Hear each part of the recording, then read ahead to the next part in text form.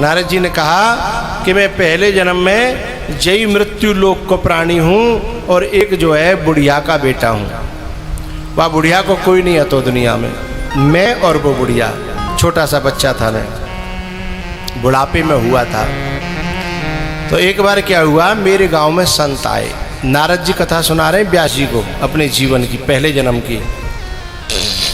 बोले ये बता रहे हैं कि मैं नारद कैसे बना, इतना बड़ा महात्मा साधु।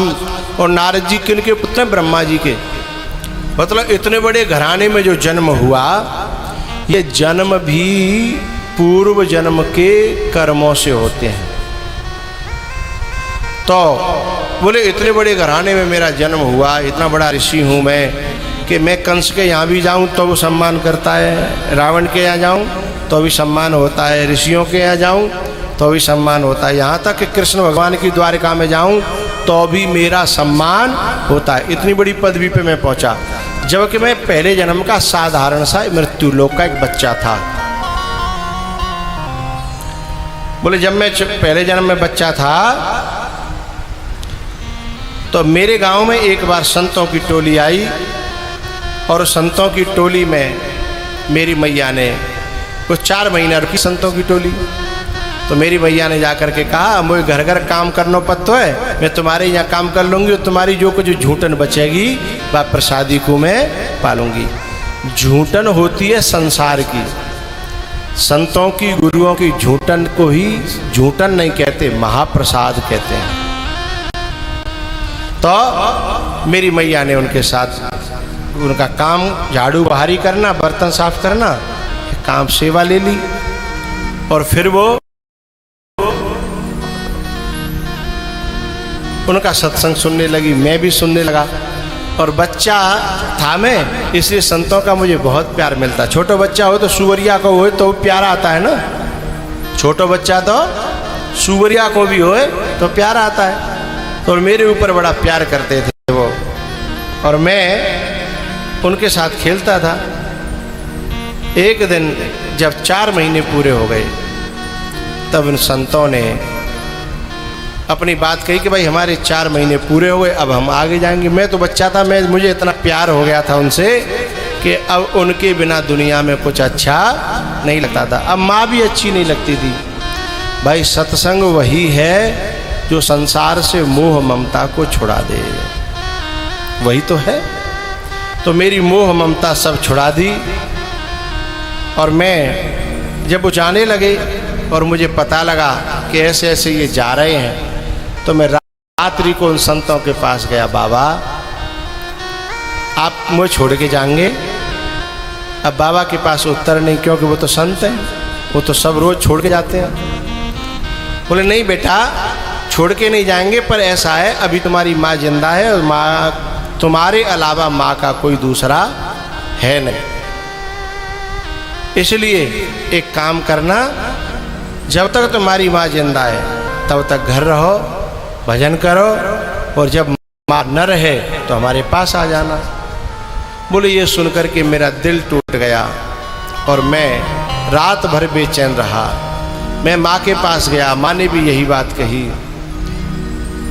सुबह जब हुआ तो मेरा मन बहुत छटपटा रहा था, और संत जब छोड़ के जा रहे थे तो संतों की आंखों में भी आंसू थे, क्योंकि प्रेम हो गया था। प्रेम होता है ना, दीमक की तरह होता है।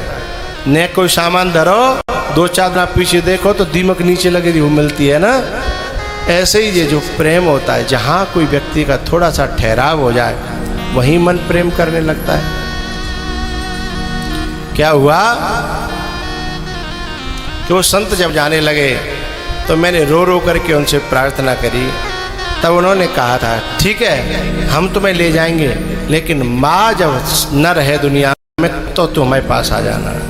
तब मैंने रो रो के कहा था हमें भी साथ लेता जा, अरे मत वाले सन्यासी, साथ लेता जा, अरे मत वाले सन्यासी।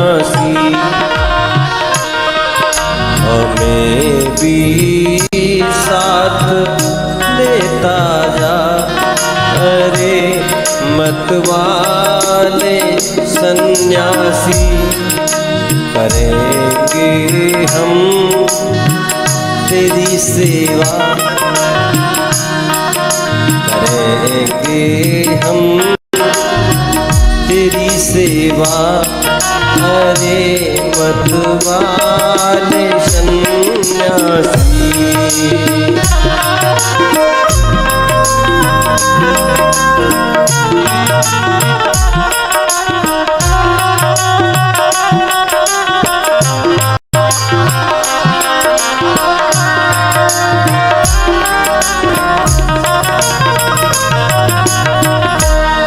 तेरी आँखों की धाराएं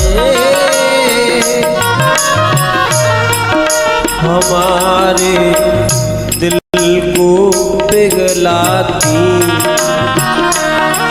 तेरी आँखों की धाराएं हमारे दिल को पिघलाती। जरा दे पोंछ हाथों से, जरा दे पोंछ हाथों से। अरे मतवाले सन्यासी हमें भी साथ लेता जा। अरे मतवाले सन्यासी,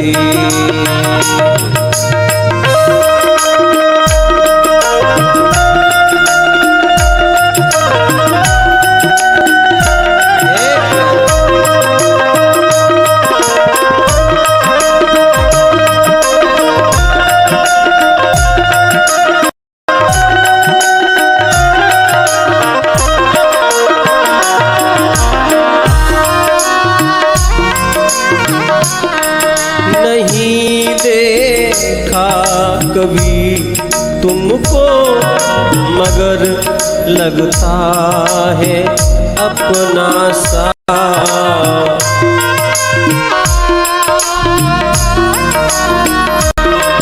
नहीं देखा कभी तुमको मगर लगता है अपना सा। तू लाखों जान से प्यारा है, तू लाखों जान से प्यारा है। अरे मतवाले सन्यासी हमें भी साथ लेता जा। अरे मतवाले सन्यासी,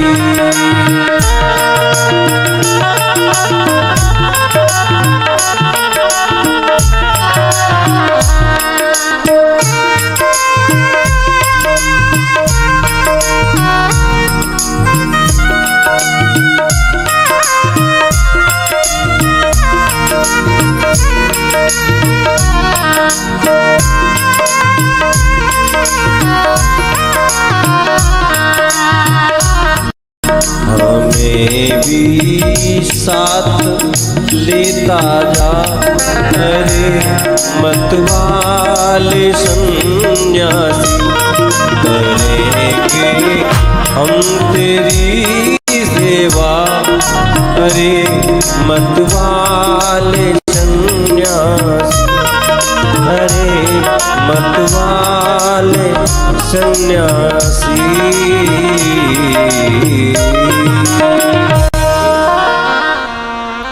तब वो संत लोग जब चले गए तो हे व्यास जी, कुछ दिन मैं बड़ा दुखी रहने लगा, क्योंकि संसार में मेरा मन नहीं लगता था। और जब व्यक्ति को वैराग्य होता है ना, तो फिर ये दुनिया अच्छी नहीं लगती। हुआ क्या, अचानक मुझे सूचना मिली कि मेरी माँ सांप ने काट ली है और वो मर गई है। सूचना मिलते ही पहले मैं अपनी माँ की तरफ नहीं भागा, मैं अपने घर में किवाड़ बंद करके पहले नाचा, क्योंकि मैं उससे बंधन से बंधा हुआ था और मेरा बंधन खुल गया तो मैंने नृत्य किया। जय हो। और जब मैं नृत्य करके बाहर निकला, मैंने अपनी माँ का दाह संस्कार किया और बस मैंने अपने घर परिवार और जितना भी जो मकान दुकान था वो सब जो कि त्यों छोड़ दिया और बस मैं संतों की तरफ दौड़ लगा दी। कहाँ मिलेंगे, कहाँ मिलेंगे, खोजते खोजते जब मैं संतों के पास पहुँचा, संतों के चरणों में जाके गिर पड़ा। संत भी मुझे याद करते थे, मुझे पता चला तो मेरी आंखों में और भी ज़्यादा आंसू थे, क्योंकि संतों को हम याद करें ये हमारा भाग्य है और संत भी हमें याद करें तो ये हमारा सौभाग्य है। लेकिन संत कब याद करेंगे? जब हमने जीवन में उनकी कोई सेवा की होगी तो वो हमें याद करेंगे। तब संतों के साथ में रहा, उन्होंने मुझे साधना कराई, तपस्या कराई, सत्संग कराया और फिर मैंने भगवान को प्रकट किया और भगवान ने मुझे एक साधारण से इंसान से देव ऋषि नारद बना दिया। इसलिए आप हे व्यास जी भागवत जी की कथा करो, रचना करो। इसके बाद में भैया परीक्षित जी और सुखदेव जी का संवाद है। तो सुखदेव और परीक्षित जी का संवाद तब हो जब पहले परीक्षित जी का जन्म हो। तो परीक्षित जी का जन्म कैसे हुआ? जो अश्वत्थामा था, नाम तो सब जानते होंगे। अश्वत्थामा दुर्योधन का मित्र था, द्रोणाचार्य का पुत्र था। और वो जब युद्ध पूरा हो गया तो अश्वत्थामा ने एक ब्रह्मास्त्र छोड़ा। किसके ऊपर? अभिमन्यु की पत्नी थी उत्तरा, उस उत्तरा के गर्भ पर मारने के लिए। और उस उत्तरा के गर्भ में ही पल रहे थे परीक्षित जी महाराज। और जब ये अस्त्र छोड़ा तो उत्तरा ने चीख चीख करके दुनिया को नहीं बुलाया, ठाकुर जी को बुलाया। और वो कहती है, हे प्रभु, इस संसार में मेरी सास माँ ने दुनिया को पुकारा था। जब चीर हरण हुआ था द्रौपदी का, दुनिया को पुकारा था, कोई काम नहीं आया। इसलिए मैं दुनिया को नहीं, मैं तो सिर्फ आपको पुकार रही हूँ। पाहे पाहे महायोगिन देव देव जगत्पते नान्यं त्वदभयं पश्ये यत्र मृत्युः परस्परम्।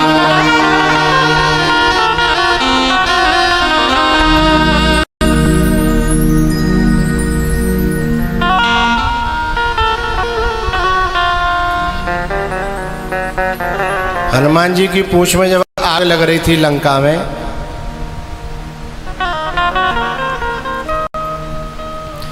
और जब आग बुझू करके, पूंछ की आग बुझा करके जब सीता जी के पास में दोबारा पहुंचे ना हनुमान जी, तो सीता जी ने कहा कि बेटा तेरी पूंछ में आग लगाई और तुझे सब जलाने वाले ही मिले। तब हनुमान जी ने कहा सीता मैया से, माँ, सिवाय परमात्मा के जिलाने वाला कोई नहीं है। दुनिया में परमात्मा या महात्मा ये दो ही जिलाने वाले हैं और बाकी लोग तो केवल जलाने वाले हैं, संसार के जलाने वाले हैं। यत्र मृत्यु परस्परम। इसलिए हे गोविंद मेरी रक्षा करो। तब भगवान गदा लेकर के सूक्ष्म रूप से और उत्तरा के गर्भ में परीक्षित जी की रक्षा करते हैं। उसके बाद भगवान ने कुंती मैया से कहा कि मैया अब तेरे बेटा राजा बन गए, नाती पोता जन्म ले ले। और सब कुछ अच्छा हो गया, महाभारत पूरा हो गया था, तो पांडव राजा बने थे। बोले अब मैं जाऊं द्वारिका। जावे की बात जैसी कुंती ने सुनी तो कुंती की आंखें भर आईं। बोले गोविंद, जब जब दुख होता है तो तुम मेरे पास होते हो, और जब सुख आता है तो तुम मुझसे विदा लेने की बात करते हो। तो ऐसे सुख को मैं क्या करूंगी कि तुम विदा है जाओ, मुझे तो तुम बने रहो, ऐसा दुख ही दे दो। भगवान ने कहा कुंती बुआ, तुमने बहुत दुख झेले जीवन में, अब दुखों का समय चला गया, अब मैं तुम्हें सुख देना चाहता हूं। कुंती बुआ ने कहा कि सुख देना हो तो दे दिए, कोई दिक्कत नहीं, लेकिन ऐसा सुख देना जिसमें तुम और तुम्हारी याद बनी रहे, भूलू ना, और तुम कहीं जीवन से विदा ले लो, ऐसा ना हो जाए।